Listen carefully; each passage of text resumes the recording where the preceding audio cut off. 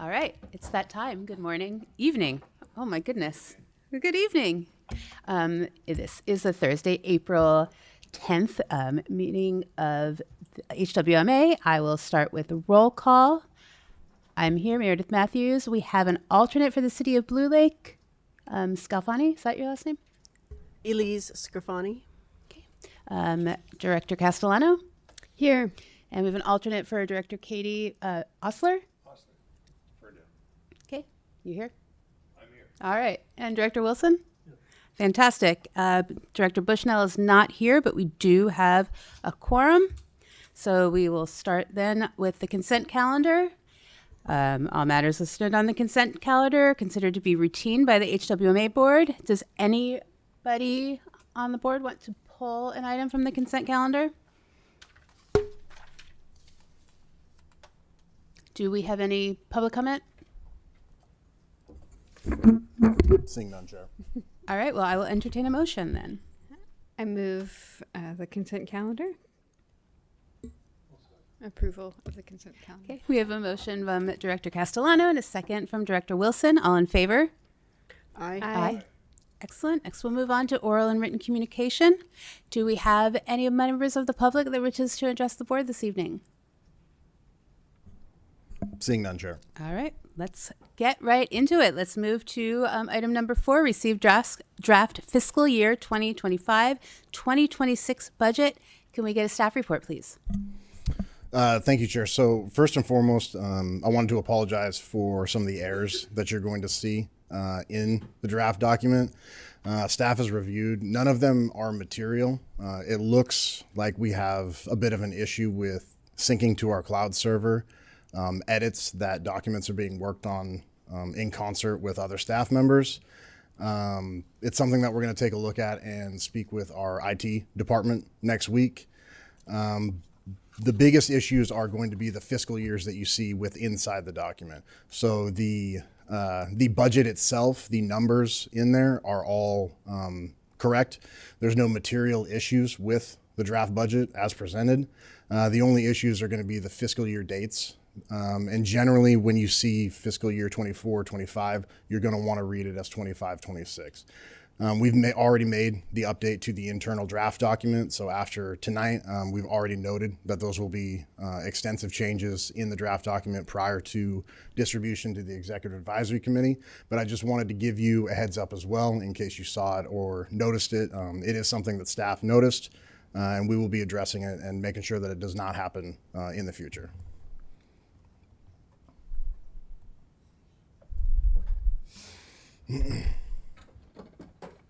So, with that said, the draft fiscal year 25-26 budget for HWMA. This is the proposed timeline for the 2025-26 fiscal year that kicks off with the board receiving the draft budget and providing direction here tonight as needed.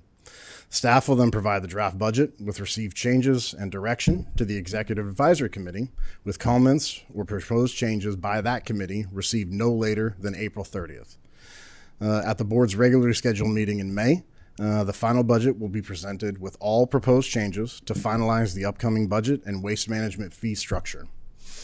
The following Tuesday, staff will circulate that adopted resolution and Schedule A waste management fees to our member agencies and franchise haulers.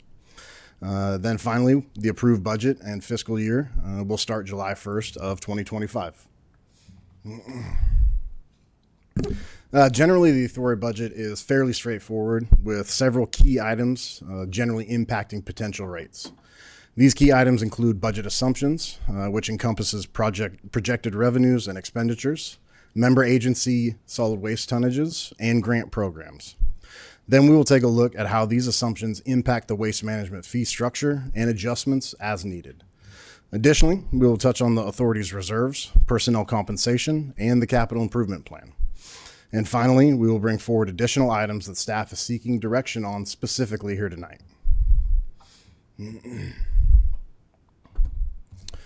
Our revenue assumptions for this year are based on a total of 75,000 tons of solid waste.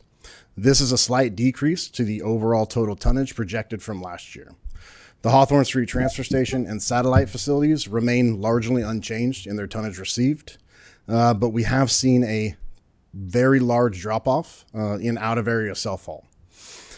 And it has actually dropped to levels lower than we have ever seen, at least as far as I've been at the authority. Generally, this tonnage ebbs and flows with the economy and potential large-scale projects within jurisdictions. But at this time, staff is still trying to determine the main cause of this significant decrease in out-of-area self-haul. Additionally, grant projects will only utilize awarded funds unless otherwise approved by this board prior. Expenses in general are seeing a minimal increase in targeted areas based on CPI triggers, in operational contracts, and proposed COLAs for authority staff, with the overall expenses seeing minimal changes from the prior year. Backhaul projections have not rebounded to historical averages and have settled for the better part of 2 years around 20%. Staff has again utilized this percentage for the projections for this year. As you know, the authority undertook a significant change in accounting software and general practices over the last year. And while overall staff is incredibly happy with those changes, this draft budget continues to refine and expand on those efforts. The majority of line items from last year have remained, and the divisions themselves are the same, but our finance staff and our director has continued to edify our practices and make strides to better reflect how the authority generates revenue. Revenues remain largely unchanged from a year ago, with slight decreases in solid waste tip fees as a result of the overall change in tonnage. Other revenues include HHW, revenue generated from salvage materials sold, and grant and rental income from our neighboring property. One area of note is the timber revenue. In the past, these revenues have been projected and placed within the budget. With the current market fluctuation and the margin for error being larger than staff is comfortable with, no timber revenue has been projected. Staff continues to recommend that when timber harvests do happen, those revenues either be allocated to the Capital Improvement Fund or be brought before the board for a recommendation on what to do with those funds. The overall revenue is projected to decrease slightly from last year to just over $15 million for this upcoming fiscal year.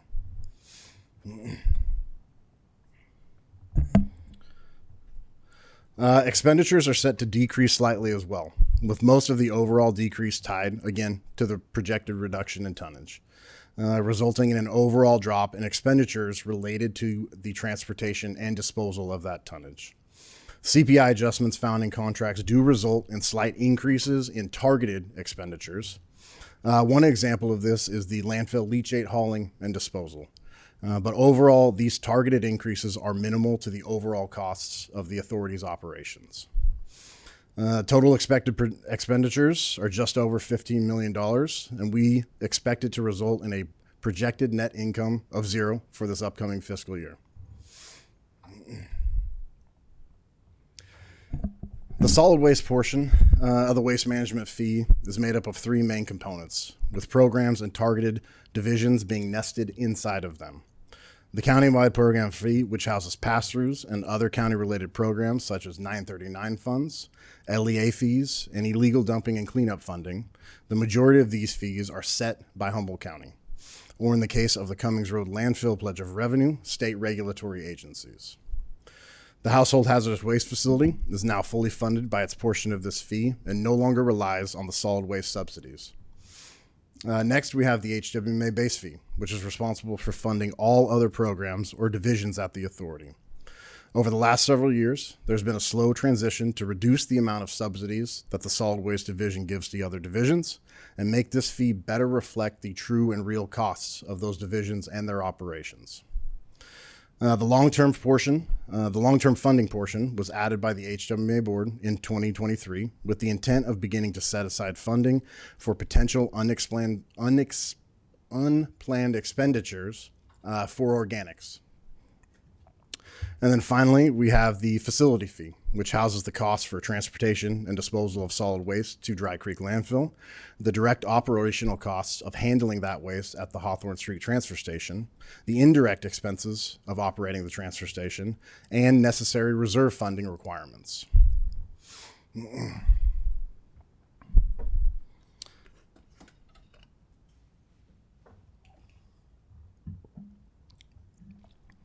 This slide should give you a better glimpse into how these fees are structured and how they contribute to the overall waste management fee as a whole.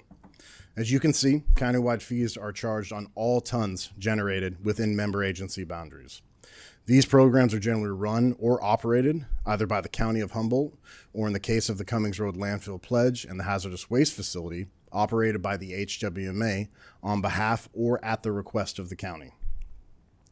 The HWMA base fees are charged to all tons delivered to member agencies to transfer stations that lie within Humboldt County.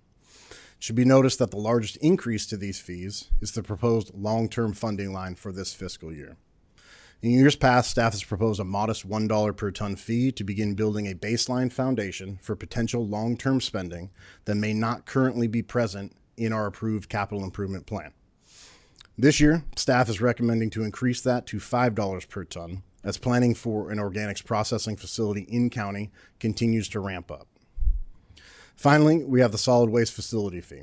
For the HWMA operated transfer station, this includes, again, our direct costs, our indirect costs, reserve funding, and the transportation and disposal of solid waste.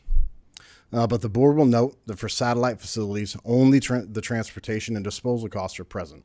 The missing fees are charged and set by those individual operators of those transfer stations. This should hopefully shed a little bit more light on how these fees are developed, structured, and how they ultimately change what it costs to drop off material at our facility and facilities around the county. With that, staff is recommending a moderate increase across the board to the current waste management fees, ranging from 6 to 7%.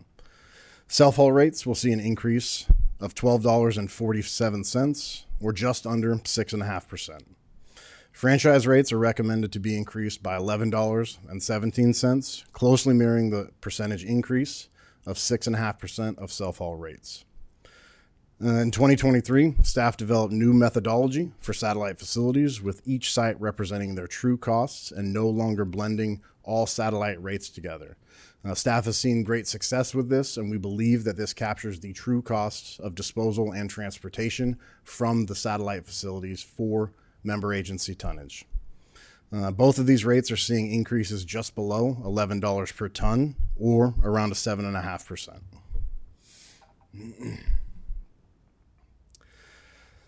Green waste fees are what the authority considers a one-to-one fee. We simply set the rates at what it costs the authority to have the material shipped and processed. Currently, staff time for fuel, the other costs for handling green waste are covered by the solid waste fees, as the time dedicated to manage these streams is minimal and is ancillary to the operations of the transfer station. These are subject to change slightly once the CPI contracts are finalized, but staff has projected an increase of around $2 to $2.50, depending on the method of delivery and whether that is delivered directly to our processor out in Blue Lake or to the Hawthorne Street transfer station. Similar to the green waste fee, the recycling materials processing fee is another one-to-one fee for the authority. This fee currently is still under review by staff and is subject to change slightly based on the finalized solid waste tipping fees as well. Generally, the increase is due to the overall decrease of commodity values globally, a reduction in CRV material found locally. Other increases obviously include the cost of goods generally across the board, fuel for the transportation or material to market, and obviously overall labor costs have increased as well when compared to last year.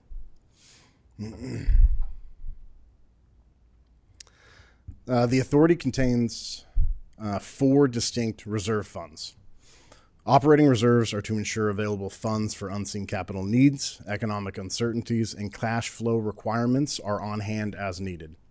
Based on the target of 15% of operational expenses, the target reserve requires a minimal addition of just under $15,000 for this upcoming fiscal year. This year, staff will be examining the original intent of the operating reserve and its current efficacy for the authority. It was originally implemented in 2010 and over time has been commingled with cash on hand that serves as more of a total cash reserve than an operating reserve itself. Finance staff has worked over the last year to separate out this reserve and will work towards redefining the purpose and necessary funding levels that staff thinks is appropriate for this reserve going forward. The capital improvement reserve is utilized for future planned expenses related to capital projects as approved by this board. Several projects are either in the works or underway for this past fiscal year. The capital improvement plan saw a complete revamp last year, and staff has now begun focusing on proposing items with the eyes to the future. This reserve fund needs an increase of just over $250,000 to remain on track with our required funding needs and to keep us with the proposals for this year. The rate stabilization and employee health and benefits reserve remain fully funded for this upcoming fiscal year and are not in need of replenishment. The budget, as presented, includes a cost of living adjustment for all employees of the authority at 2.8%. The methodology for this increase, as developed and approved last year, was used to determine this proposed increase. As a reminder, the methodology used is the Consumer Price Index Western Region annual of the previous year with a cap of 5% for any singular year. And should the increase be over the 5% cap, the additional percentage is to be banked for the following year. Last year's increase, as a reminder, was 4.1%. So there is no bank percentage that would be required to be carried over for this upcoming fiscal year. Staff believes this will maintain HWMA wages in a competitive band with local businesses and ensure recruitment and retention efforts remain competitive.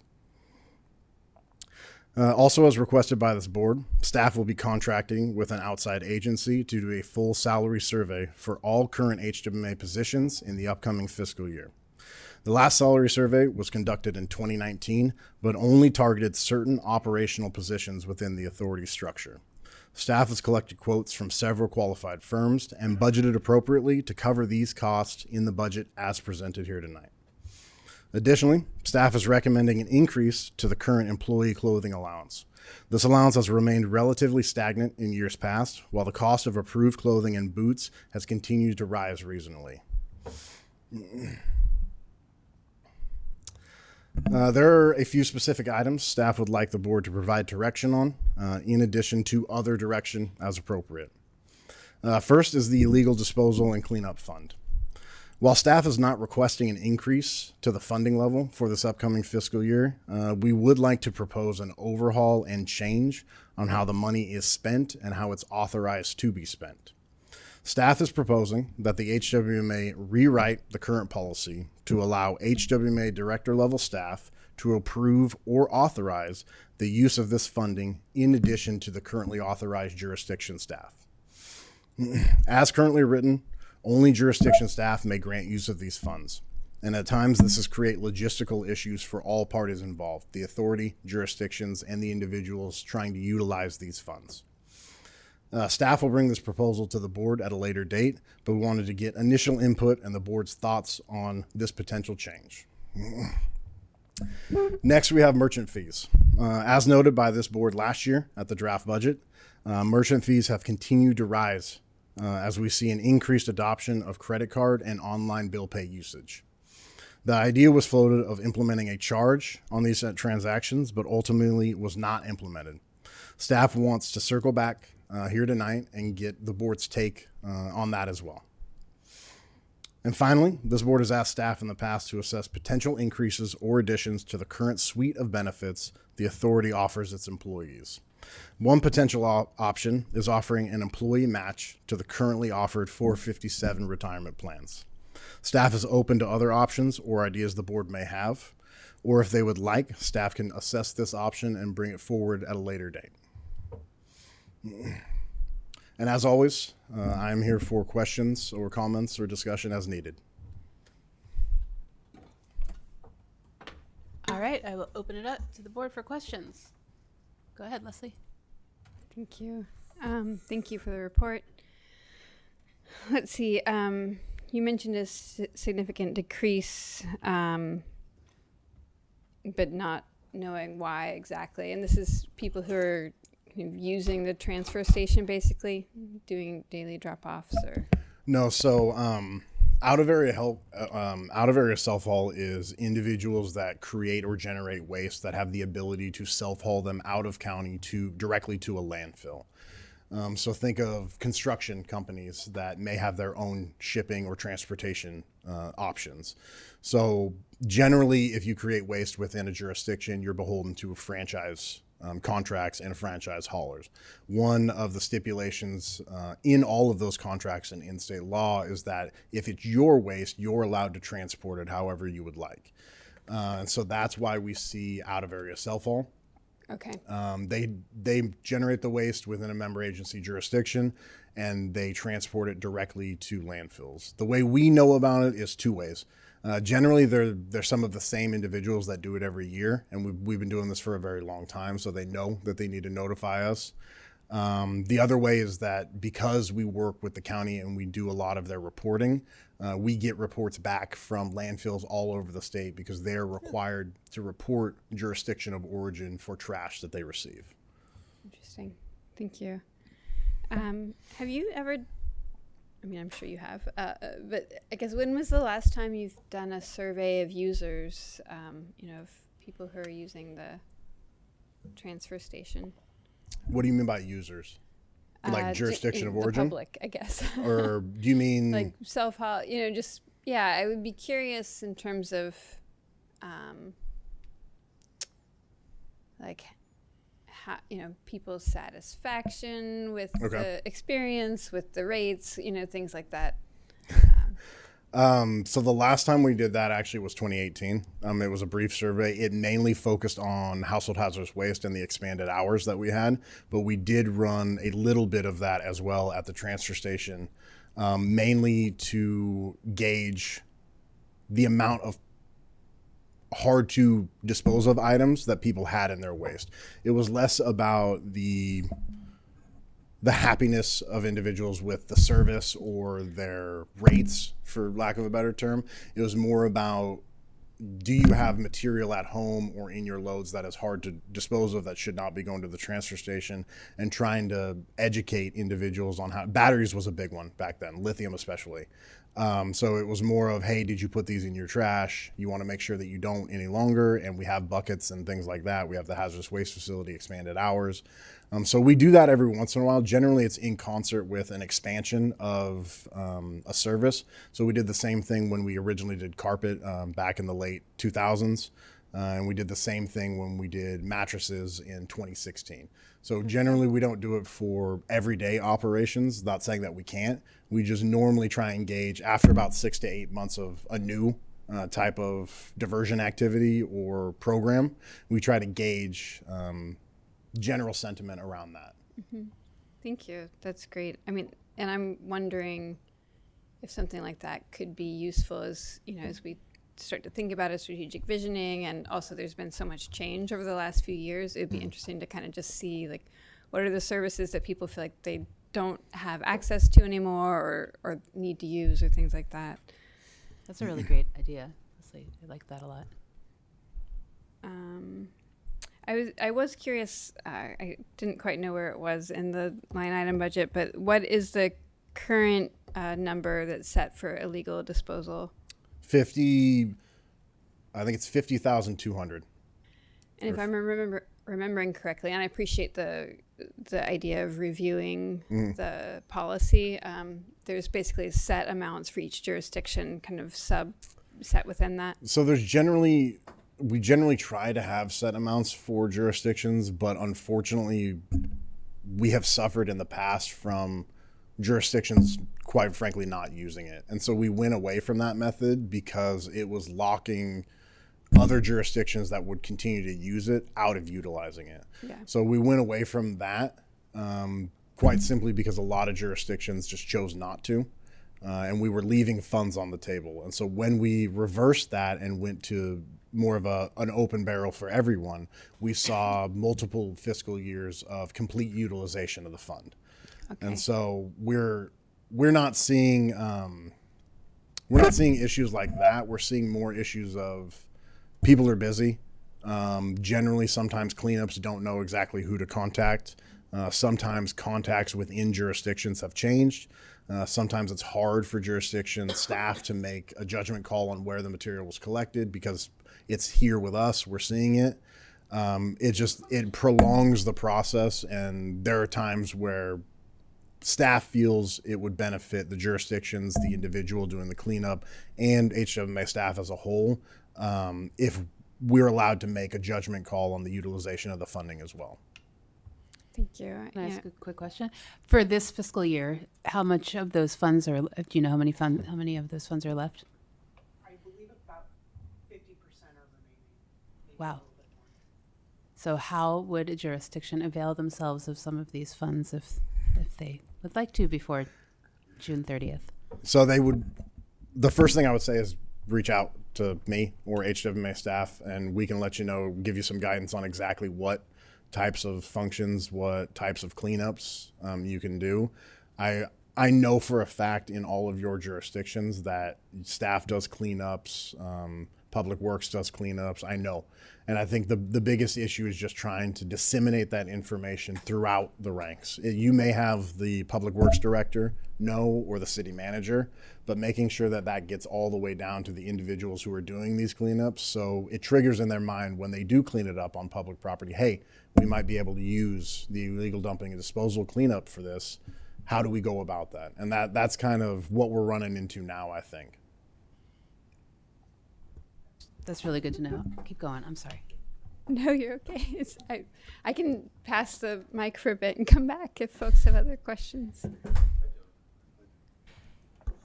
Eric, could you jog my memory? I'm going to ask for some clarification because I feel like we've been talking about some other things, and so some basic things I might have forgotten about. What can you remind me what AB 939 is?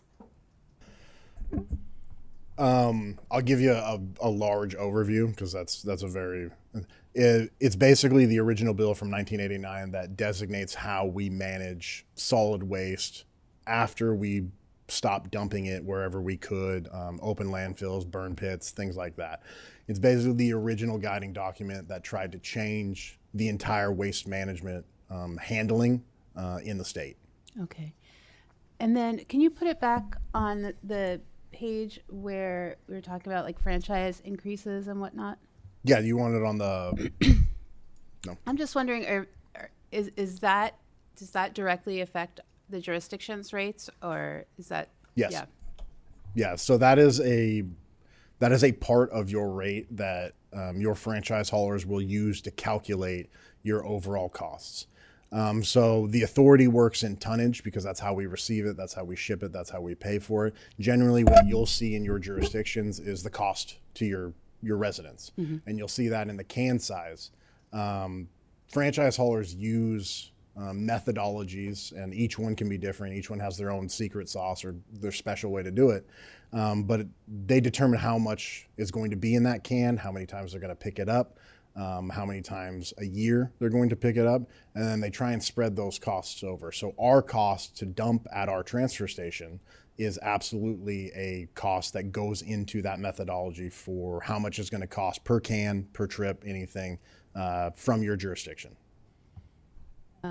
Okay, and so I guess the capital improvement projects that we have slated for this year are any of the materials that we're going to have to use for that, or any of those subjected to any tariffs, and are we worried about that at all? And have we kind of take a cautious approach to that? So I think that's hard. That's hard for us to say. I mean, obviously, we're a public agency. We are not nearly as nimble as the private sector, especially with purchasing, especially with quotes.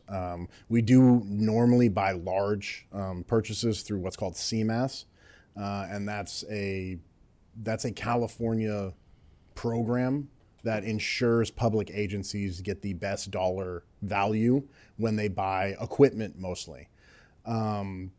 It's tough to say. Will tariffs, if they continue, impact us? Yes, they absolutely will. One of the biggest things would be steel. We do a lot of repairs and maintenance on the facility. We do a lot of repairs and maintenance on our equipment. All of that requires steel, all of it. And so if there is a large and continuing tariff on steel, we absolutely are going to see it. We built a little bit of room in our budget this year because we have outspent our repairs and maintenance budget 2 years in a row. So we put a little bit more in trying to project, hopefully not too bad of tariffs, but it's definitely something that we're looking at. I'll turn it back to you if you have more questions. Go ahead. Okay. Anyone else? Okay, I'll go for it. Similar to Member Matthews' questions in terms of the increase, could you say a little bit more about like what that looks like for just a regular user, like what they're, I mean, and I've maybe even just someone who's like going and like the minimum haul at the transfer station now is around 12 something. $12, like, yeah. So are we saying, like You're looking at about an 80 increase. cents more, You're or? looking the new rate is $12.50. So you're looking at a 50-cent increase when you come to our transfer station if you stay under the minimum, which is 120 pounds. Great. We have around a 38% rate that is the minimum or under. We also have obviously the opposite of that, that's over. But you have to keep in mind that a lot of those are businesses and franchise haulers as well. Those impacts are going to be different, obviously. But to the average resident individual, I can't speak to your collection. Right. I'm not privy to those conversations. I'm not well versed enough in how those methodologies work. But I can say for our transfer station, the normal residential individual who does not have curbside service and hauls his own trash, he's probably looking at a couple of bucks every time he comes. It's not great. Obviously, we try to keep our rates as low as possible, but we also need to fund for the future, and things unfortunately continue to go up and increase, especially fuel, transportation, things like that. And those, for home users, those rates are kind of currently being negotiated with Recology, and that's basically what. I mean, I'm not throwing anyone under a bus. Just like that's the part that we don't know about because we're not Recology and we're not. So not just Recology, but obviously other franchise haulers within the county as well. But obviously for the city of Eureka, it is Recology. Sorry, yeah. But they required this rate prior to finalizing yours. So we work in concert with Recology during this rate setting time. We give them an idea about what our rates are looking like, give or take. That way they can give your jurisdictions a run up and a draft. So the majority of your jurisdiction staff should have already received a tentative draft rate review. Obviously, the impacts of that will change depending on how this rate changes. But that's something that we work with Recology, and Recology works with jurisdiction staff right now. It has been for a little bit, yeah. Great, thank you. And then just the operating reserve, I assume that's in an interest-bearing account, and the interest is factored into the budget. I'll pass that over to Director Schwartz because I do not know. It's not. Oh, The other reserves are. okay. That seems like worth changing. And so that's one of the things that we want to take a look at this year is that for the better part of the last 10 years, our operating reserve has been rolled into the rest of our cash on hand. And there was a very long period of time where the authority would not have been able to separate that operating reserve from our cash on hand. So we would have rolled, if we had separated our operating reserve, we would not have had the funding necessary to pay our bills and take in money and have that rotation. We have about $1.2 million that goes in and comes out every month. If we had pulled out that operating reserve 3 years ago, 5 years ago, we would not have been able to do that. So that's something that Director Schwartz has looked at. The finance staff is currently looking at, and we're going to take a look at the efficacy of when that was passed, why it was passed, and try and make sure that we're utilizing it correctly. Great, thank you. That's all my questions. So let's talk about those merchant fees, because that sounds like a reasonable thing to do. I mean, I know that lots of businesses do that. So can you talk a little bit about what you're thinking that would look like? Yeah, so I guess for staff direction, I'd be looking to see if you want to see a fee for all transactions. If you want to see a fee for larger transactions, staff thought maybe identifying a funding level, like for larger expenditures, maybe 3,000 and above, 5,000 above, things like that. Staff just would not recommend doing it on every single online bill pay and credit transaction. That would not only be onerous for staff, but it would be a little bit punitive for residents that use it. The majority of these merchant fees do come from larger entities. So staff could take a look at potentially projecting a funding level or an expenditure level that we would charge these merchants fees to the companies. If that's something that the board would like staff to take a look at. Yeah, I feel like that's a fine idea. I'm totally okay with that. What else? What other things did you want some guidance on? The 457s? Yeah, so just this board has been very good about wanting the authority to stay competitive in the job market, making sure our retention levels remain high.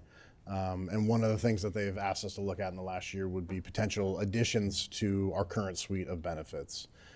We have taken a look. We are fairly competitive with a lot of benefits, but one of the items that we could add is a potential match to our 457 that we offer.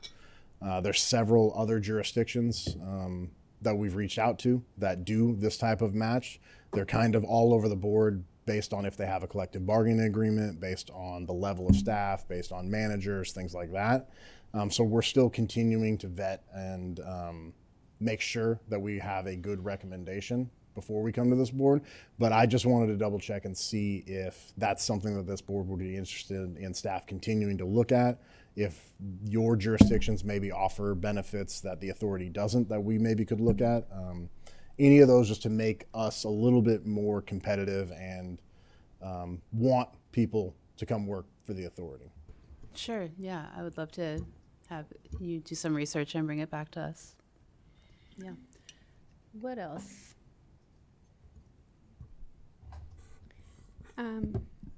It's hard for me to say right now in terms of the match, in terms of like just what that might mean to ratepayers or the budget or things like that. I certainly would like more information about it, and can find out more information around kind of like what other agencies are doing as well.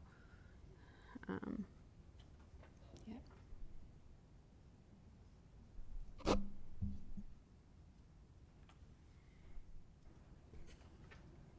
And then how are we for staffing for next fiscal year? Do you anticipate having to add any positions? So right now we don't anticipate having to add any positions. Currently the organics processing facility will not be coming online. We do not believe that it will be coming online in this fiscal year. We are very hopeful, and I know the jurisdictions are also very hopeful, and we're shooting for July 1 of 2026, hopefully not this fiscal year, but the next one. But because of that, staff has not budgeted for a majority of things in organics. We are going to have some leftover money that we're going to spend at the end of this fiscal year to continue the upkeep and retrofit of some of the facility. But we have not budgeted for additional staff. We have not budgeted for operations ongoing or starting this fiscal year at the organics facility. That reminds me about that grant that we had thought that we were going to have to give back. Is there a status update on that? Sure. So we are currently working in concert with CalRecycle to try and figure out a pathway forward and a mechanism for us to utilize the grant. We have a couple of deadlines that we need to meet with potential franchise contracts, either tacitly being signed or being agreed upon. We have a couple of deadlines and goals that we need to meet as the authority to make sure that we continue to stay on track. CalRecycle has said that they would be more than willing to grant us an extension if we do meet some of these requirements. So in concert with your jurisdiction staff, that's what we're working on right now, is we're trying to make sure that we get at least some concrete evidence to CalRecycle to show them that we're real about this. And unfortunately, it's taken it a little bit longer than we all wanted to, but we still want to use the money and utilize it for what we got it for. Well, that's a lot better news than we have to give it back. So Yeah. great job. Does anybody else have any questions? Or I could, yeah, go ahead. I might be redundant, but on the tonnage and the recycling tonnage, you said you don't know why that's dropped off. Is it, I know you mentioned a little bit about people maybe self-hauling, but particularly the recycle thing. Where's it going? I mean, are people just stuffing it in the landfill? Or? So there's two, I'll touch on both. The out of area self-haul, that has always ebbed and flowed with the economy, but the economy isn't in a bad enough spot right now, generally based off historical data, to show us that it should be at 1,000 tons. We're generally around 65 to 6,000 tons annually of out of area self-haul. This year we're projecting to 1,000. We may not even hit that for this current fiscal year. 1,000, you said? 1,000 tons. Versus So that's 6,000. correct. The authority is currently taking a look at it. We've reached out to jurisdiction staff. We've reached out to landfills as well that historically receive this type of tonnage to see if it's either being misallocated to other jurisdictions, if it's not being reported properly. Staff is continuing to do our due diligence. We only have so much ability to do that. We only have so much power or pull over landfills to make sure that they report to us. That's why we've tapped some of Humboldt County staff as well to help us. We've tapped franchise haulers locally. We've tapped trucking companies to make sure that we're encompassing everyone that we normally do. But we've just seen a large drop off of out of area self-haul, and staff isn't really sure why right now. We have a couple of ideas. We have a couple of hunches that we're going on and we're going to keep looking for. But we don't know exactly why we've seen such a sharp drop off in out of area tonnage. Now for the recycling, from what has been told to me, from Recology, because that's who collects the recycling, processes it, and takes it to market, each jurisdiction now has a CRV center within your bounds. 2 years ago, there was only one CRV center in the county. That is going to result in less recyclable material and CRV material in the collection curbside waste stream. So that recycling bin that you roll out to the curb no longer has as much CRV in it, and it no longer has as much tonnage in it because that CRV is being pulled out and it's now being taken to the CRV locations that are in your jurisdictions. I have a question. On recycling. Oh, let's see. Can you hear me okay? I can hear you, yeah. Okay. On recycling, do we pay, do you know, I know it's really not it's really Recology, but do we pay the same on recycling materials as, say, like Santa Rosa? I just recently heard a story where somebody went to Santa Rosa and made an incredible amount of money on their recycling. Yeah, I could Don't know? not comment on that at all. Yeah, no. Okay, well, I want to run it by. Yeah, absolutely. So just so you know, it's this little button right here on the microphone. Yeah, just because it's no, it's fine. Just because it's being. Okay, great. I think that. Is everybody all right if we pause and go out for public comment and then we can come back for We discussion? can pause for covered comment. There's nobody Is here. there, well, there might be on Zoom. I can remain. Chair, we're Hopeful seeing that none someone- online either. There goes. Does anybody on Zoom would like to make public comment about the budget? Chair, seeing none. All right. Well, let's bring it back to the board then.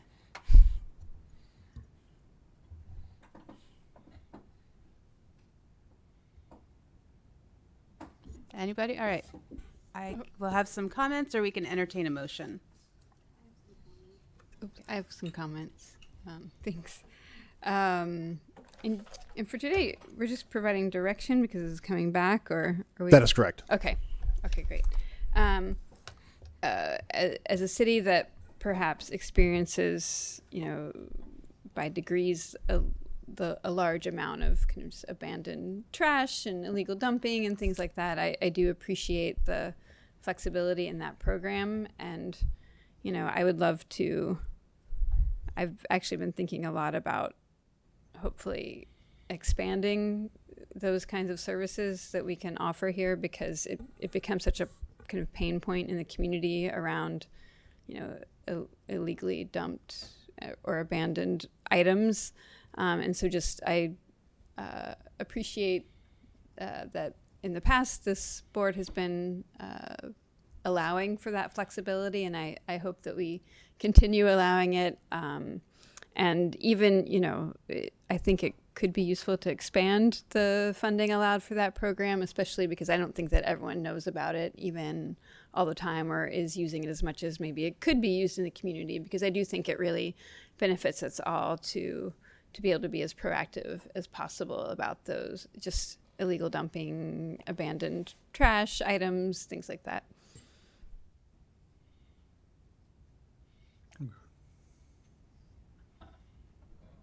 I guess I have one question, and that is about non-CRV plastics and whether or not those are being recycled or going to the landfill. Sure. So it's going to depend on the type of CRV plastics, or non-CRV plastics. I'm sorry.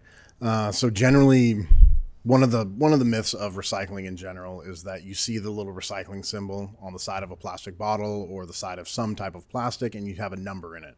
Now, that doesn't mean that material is recyclable. It's just telling you what type of material it is. So you'll see 1, 2, 3, 4, 5, all the way to 7 for plastics.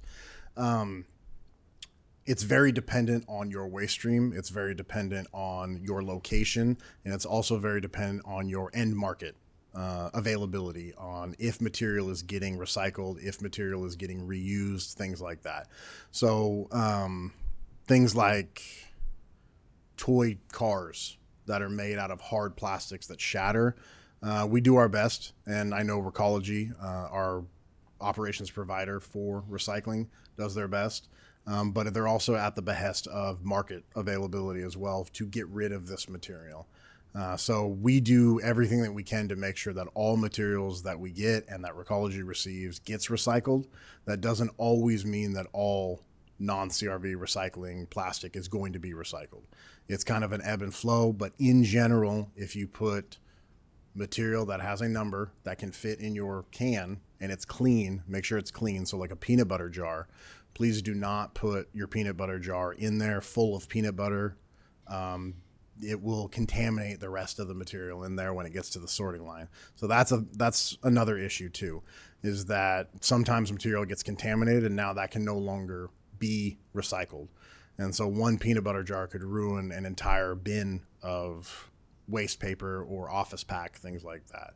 So we cannot ever guarantee that all recycled plastics that are non-CRV are going to be recycled, but I can guarantee you that each one of your jurisdictions, your franchise haulers, your processor, and HWMA strive to make sure that we can recycle as much as we can through our current handling processes. Thank you. Do you need a motion from us, or is this just, we're just receiving it? No, we don't need a motion. Okay. I believe I have enough direction for staff to move forward with what we wanted. Wonderful. Does everybody feel comfortable? Yeah. Well, I will then move on to standing item board member reports. Does any board member have anything to report out? All right. Executive Director report. Director Keller-Heckman, anything to report out? Thank you, Chair. We have one item. We are partnering with the City of Eureka and Recology for a compost giveaway day this Saturday from 9 to 2 at Recology's facility out in Samoa. I believe it's 555 Vance. You can come get compost at no charge from 9 to 2 out at their facility. HWMA staff will be there. I know City of Eureka staff will be there, and Recology staff will be there as well. Is that a mechanism to get rid of excess compost? No, it is a mechanism to pick up free compost. So they have compost at the facility. Individuals can come and get it and put it in your vehicle and take it home and use it. Right. And I'm just curious, do you do that on a regular basis, or you do it when your compost at the facility gets to be more than you can sell? So the authority actually does not have a compost facility, and unfortunately, right now there isn't actually a compost facility in Humboldt County.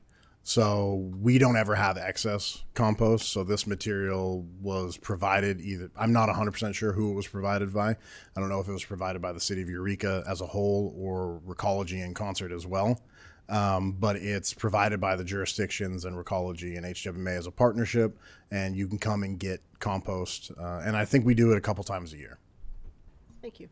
I will say I did have one constituent ask me about this and was, unable to make it down to the Recology establishment on Samoa, if it was possible for like a quantity of compost to perhaps be taken to the farmer's market for people to pick it up there. Is that like outside of any realm of possibility? So I'd be more than happy to talk about that with the City of Eureka staff and Recology. They're really the two spearheads of this. HWMA is just kind of providing a little bit of background, a little bit of labor as well. So I would be more than happy to bring that up with those two entities and see what they have to say and see what we can work out for something like that. That'll be lovely. And if it does happen several times a year, if it's not possibility to do it so at this quick of a turnaround, maybe something to think about for future compost giveaways. Yeah. Awesome. Thank you. And I forgot to mention in my report just that Director Keller-Heckman will be presenting at the Eureka City Council meeting next week. And thank you in advance. And I love that idea of having it at farmers markets or Friday night markets, or I don't know, if we can see what might be possible. All right. A great tabling opportunity for visibility. I think that if there's nothing else, we will go ahead and adjourn into closed session. Fantastic. Thank you.